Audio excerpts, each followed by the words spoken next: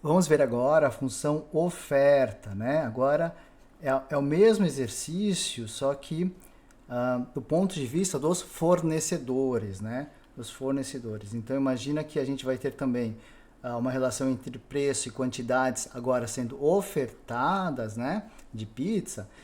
Então vamos imaginar assim, ó, com um preço muito baixo de pizza, digamos R$ 10, não há nenhum fornecedor disposto a vender pizza, né?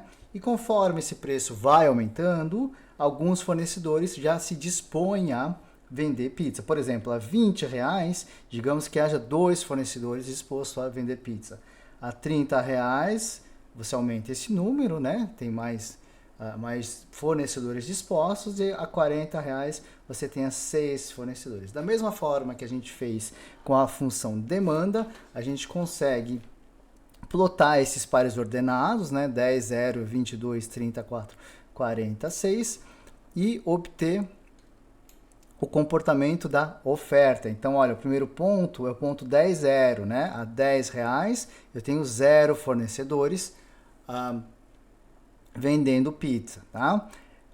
O segundo ponto é o 22, quer dizer, a R$ 20 eu vou ter 2 fornecedores já dispostos, né? Então eu preciso plotar, deixa eu colocar aqui 22 aqui, né? O terceiro ponto é o R$ 30, 4 fornecedores, né? Olha, R$ 30, tenho mais 4 fornecedores. Eu consigo. A gente pode pensar que cada fornecedor vende uma pizza, tá? Facilita aqui o nosso raciocínio. Então, 4 pizzas sendo vendidas, tá? E R$ 40 eu tenho 6 pizzas, né? Então, eu tenho esse comportamento aqui. Posso, da mesma forma, pode passar uma reta nesses pontos, uma vez que eles estão alinhados, né? E de maneira análoga ao que a gente fez com a equação da demanda, a gente pode escrever aqui a equação da oferta, né? Como AQ mais B. O Bzinho aqui é o intercepto, né? Ele é fácil de obter. E o A é o coeficiente angular. Você pode pegar quaisquer dois pontos e traçar um triângulo retângulo, tá? Vou pegar até pontos quaisquer aqui diferentes.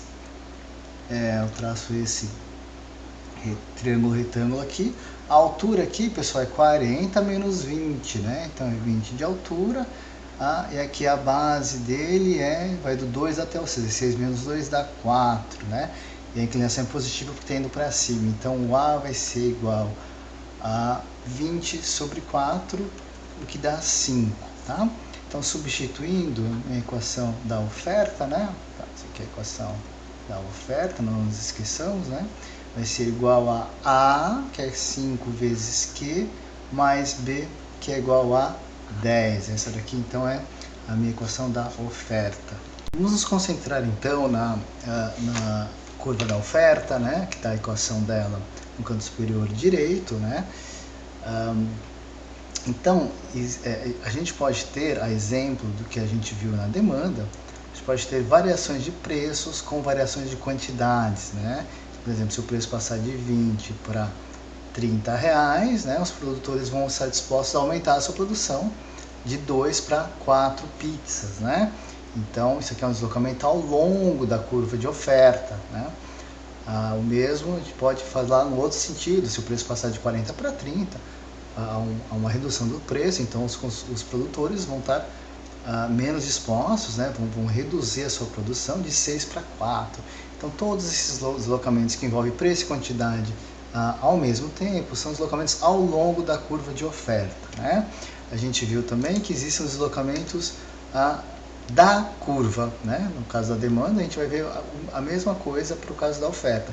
Então a gente vai ver os deslocamentos em que a curva vai deslocar, nesse caso aqui para a direita, ou para a esquerda, como aconteceu com o caso da oferta. Então vamos ver aqui os fatores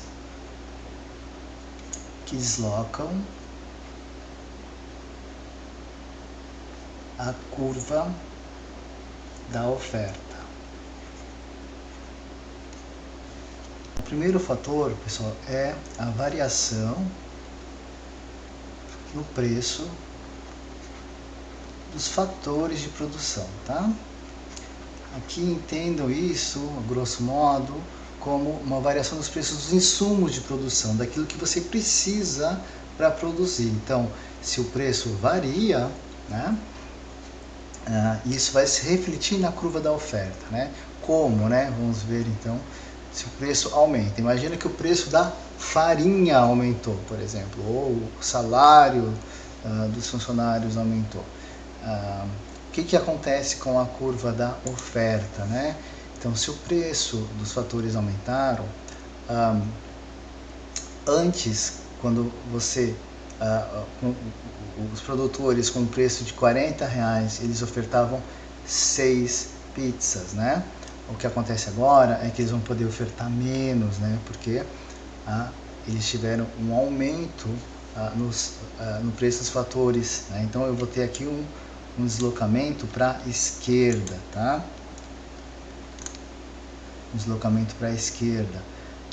Uma outra maneira de pensar é que para a mesma quantidade, 6 pizzas, agora esse fornecedor ele precisa de um preço um pouco maior de venda, em vez de R$40, R$50, porque ele tem que pagar mais para os fatores de produção que ele está usando na pizza, porque a farinha aumentou de preço, tá? De qualquer forma, o aumento desse preço vai deslocar a curva de oferta para a esquerda, né? Então, olha, se o preço aumenta, a curva de oferta se desloca para a esquerda, né? Há uma diminuição da oferta, né, pessoal? Porque, olha, se a gente pensar no preço, para um preço dado de R$40, em vez de 6 unidades de pizza, os produtores vão oferecer 4. Então, há uma redução na oferta, e isso é refletido pelo deslocamento à esquerda da curva de oferta. Bom, de maneira similar, né? Se o preço abaixar, né? Se o preço da farinha baixar, o que vai acontecer, né? Vamos ter para a mesma quantidade de 6 pizzas, eu posso propor um preço mais baixo, né? Ou então, para um mesmo preço de pizza, R$30, em vez de 4 pizzas, eu posso produzir 6 pizzas, né? Porque os meus fatores estão mais baratos, tá bem? Então, eu vou ter um deslocamento da curva de oferta para a direita, tá? Talvez o jeito mais fácil seja pensar para uma mesma quantidade, né? Olha, para 6 pizzas antes você precisava de R$40, né? Mas como agora a sua farinha está mais barata, você pode cobrar só 30. Isso faz com que a curva da oferta se desloque para a direita, né? Então aqui, olha, se o preço dos fatores de produção baixar, a minha oferta aumenta, né? E se desloca para a direita, né? Aumenta, né, pessoal? Olha, com R$20 eu tinha uma oferta de 2 pizzas, agora para os mesmos R$20 tem uma oferta de 4 pizzas, tá? Outro fator que pode deslocar a curva da oferta é o retorno de outras atividades, né? Retorno de outras atividades. Porque, por exemplo, se o retorno de ter uma churrascaria aumentar, né? Então, se o retorno de ter uma churrascaria aumentar, o que acontece? Algumas pessoas vão desistir de ter pizzaria e vão passar para o ramo de churrascaria, né? Então isso faz com que eu tenha menos oferta, portanto eu vou ter um deslocamento da curva de oferta para a esquerda, né? Então, para o mesmo preço, eu vou ter menos produtores simplesmente porque eles saíram de ramos, né? Saíram desse ramo. Com preço de 30, por exemplo, eu passo de 4 para 2, porque os produtores foram para outras atividades onde o retorno era maior, né? Então, nesse caso, a oferta diminui. De maneira análoga, né? Se o retorno das outras atividades, hein, pessoal? Esse retorno é das outras atividades, não é da pizzaria, é da churrascaria. Se o retorno da churrascaria diminui, é o oposto, né? Então vai ter um monte de gente que tinha churrascaria antes que vai querer ter pizzaria, porque o retorno da churrascaria diminuiu. Então eu vou ter um aumento da oferta de pizza, né? Então para o mesmo preço eu vou ter uma quantidade maior ofertada, por exemplo, a R$40, eu passo de 6 pizzas para 8, né? Porque tem mais pizzarias no mercado, né? Então aqui um retorno de outras atividades, se esse retorno da outra atividade abaixar, a oferta aumenta e a curva da oferta se desloca para a direita. Uma outra maneira da gente enxergar o retorno de outras atividades é o custo de oportunidade que ter uma pizzaria acarreta, né? Então, o sujeito que está investindo numa pizzaria, ele está deixando de investir numa churrascaria. Então, o retorno da churrascaria representa um custo de oportunidade, porque ele está deixando de investir na churrascaria para investir na pizzaria, né? Com o aumento do retorno da churrascaria, esse custo aumenta, né? E por isso que a oferta diminui, né? E a mesma coisa no outro sentido, né? Se esse retorno diminui, esse retorno da churrascaria, das outras atividades, o custo de oportunidade diminui e dessa forma a oferta do setor de pizzaria aumenta. Outro fator que pode deslocar a curva da oferta é a tecnologia, né? Tecnologia, um avanço tecnológico pode diminuir custos, né? Pode diminuir custos e fazer a oferta aumentar, deslocando a oferta para a direita, né? Com um não avanço, né? Para usar a mesma palavra, para ficar claro, né? Um retrocesso faz a oferta diminuir, né? Deslocando a curva para a esquerda. Pessoal, nesse caso aqui, né?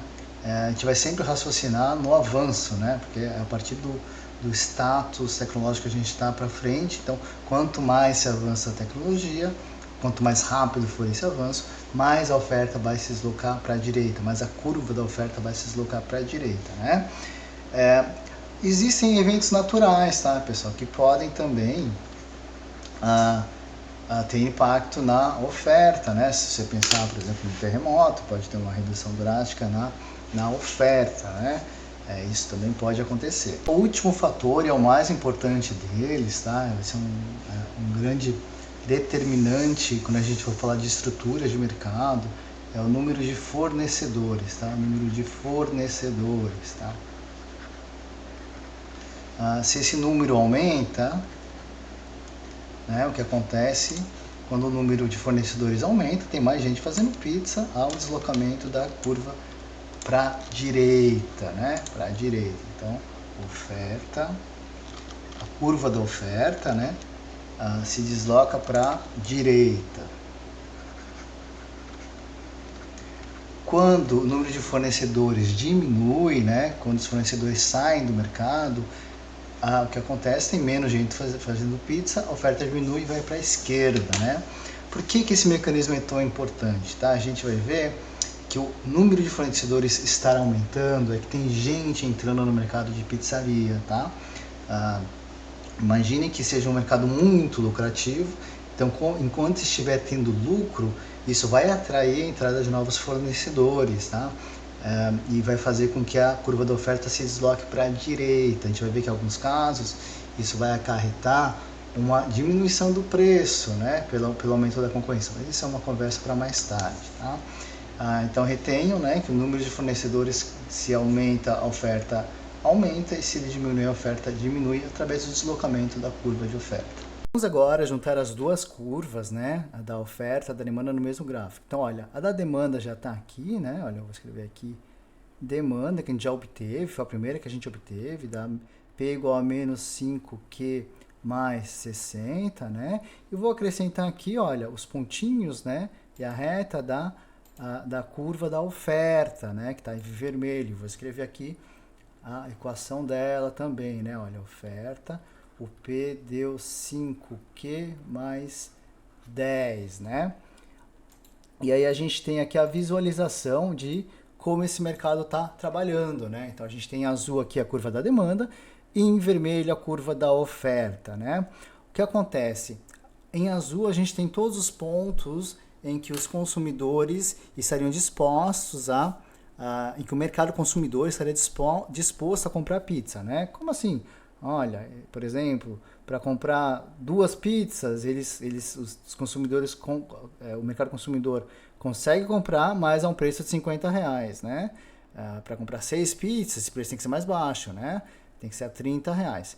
E a mesma coisa nessa linha vermelha, né? A gente tem todas as combinações de quantidade e preço em que os produtores de pizzas estão dispostos a vender pizza. Como assim? Olha, por exemplo, a R$20, né, o conjunto dos fornecedores, eles eles só conseguem vender 2 pizzas, eles estão dispostos a vender 2 pizzas, né? Se o preço aumentar, você tem mais fornecedores entrando nesse mercado. Então, por exemplo, a R$ 40 você tem 6 fornecedores, né? Vou imaginar aí de novo que cada um vende apenas uma pizza, né? Para facilitar o raciocínio. Então, você tem 6 pizzas sendo vendidas, né? Então, em azul você tem todos os pontos em que os consumidores estão dispostos a fazer negócio, e em vermelho você tem todos os pontos em que os produtores estão dispostos a fazer negócio. Vocês vejam que só existe um ponto aqui em que eles estão de acordo, em que eles vão fazer negócio, né? Então há um ponto aqui de equilíbrio, né? Aqui é quando a quantidade é igual a 5, né? E o preço aqui está entre 30 e 40, né? Se a gente pegar outros pontos, né? Esse mercado não vai estar em equilíbrio. Por exemplo, se a gente pegar aqui, olha, o preço a R$ 40, o que acontece? A demanda vai estar querendo consumir 4 pizzas, mas a oferta está querendo fornecer 6 pizzas, então há pizzas em excesso nesse mercado, né? Há um excesso, há mais oferta do que demanda. Se a gente pegar, por exemplo, um outro preço de R$ 30, o que acontece é o contrário, né? O preço abaixou, com esse preço baixo, os produtores não querem vender tantas pizzas, querem vender só 4 pizzas, né? Ao passo que, como o preço abaixou, os consumidores querem consumir mais pizzas, querem consumir 6, né? Nesse caso, há mais demanda do que oferta, né? E nesse caso há uma falta nesse mercado, né? Tem mais gente querendo comprar do que gente querendo vender. Tá? Então o que acontece, vamos analisar caso por caso, o que acontece quando há um excesso, né? Há mais gente querendo vender do que querendo comprar, há um excesso desse produto no mercado, ninguém está se interessado por excesso, ninguém quer consumir esse excesso, pode haver um aumento de estoques, por exemplo, o que pressiona esse preço para baixo, né? O que pressiona o preço a descer, né? E isso vai acontecer até quando, né? Até que a oferta seja igual à demanda, até esse ponto aqui, onde não há excesso. Então, pessoal, enquanto tem um excesso de oferta no mercado, o preço vai ter uma pressão para descer, isso vai acontecer até ele atingir esse equilíbrio aqui. E o mesmo em relação à falta, né? Quando existe uma demanda grande no mercado em relação à oferta, então o mercado quer consumir mais do que o mercado é capaz de fornecer, que acontece, há uma pressão para que esse preço suba, né? Os consumidores vão ficar dispostos a pagar mais, já que é uma mercadoria que está em falta. Isso vai acontecer até quando? Até o mesmo equilíbrio, né? Até que não exista mais essa falta, né? E a oferta seja igual à demanda. Então, esse equilíbrio aqui, ele trabalha, é um equilíbrio estável, né? É um equilíbrio que quando você está longe dele, as forças do mercado vão fazer com que você convirja para esse equilíbrio. O que acontece é que a gente vai ter um equilíbrio nesse ponto aqui, onde a quantidade é igual a 5. Esse é o ponto de equilíbrio em que tanto quantidade que os consumidores querem consumir é a mesma que a quantidade que os produtores querem ofertar, né? E o preço também, o preço é único, né? Tá aqui entre 30 e 40 reais, é difícil da gente enxergar aqui, a gente pode estimar, dar um chute aqui, mas é alguma coisa entre 30 e 40 reais. É lógico que a gente pode calcular esse preço de uma maneira precisa, porque a gente tem as duas equações de demanda e oferta, né? Nesse caso, pessoal, é só igualar a demanda à oferta, né? A gente tem as duas equações. Como assim, professor? Olha, a gente tem P aqui e P aqui, né? É só igualar esses dois P's. P igual a P. O primeiro P eu substituo por isso, aqui, e o segundo P eu substituo por isso. Olha só, o primeiro P fica menos 5Q mais 60, e o segundo P fica 5Q mais 10, tá? Eu vou colocar tudo que tem Q do lado direito e tudo que não tem Q do lado esquerdo, tá? Então, olha, lado esquerdo, vou continuar aqui para caber, tá? Fica 60, esse 10 passa para cá, fica menos 10, igual a 5Q que estava lá, esse menos 5Q passa com o sinal positivo, fica mais 5Q, fica 70 igual a 10Q, desculpa, 50 igual a 10Q,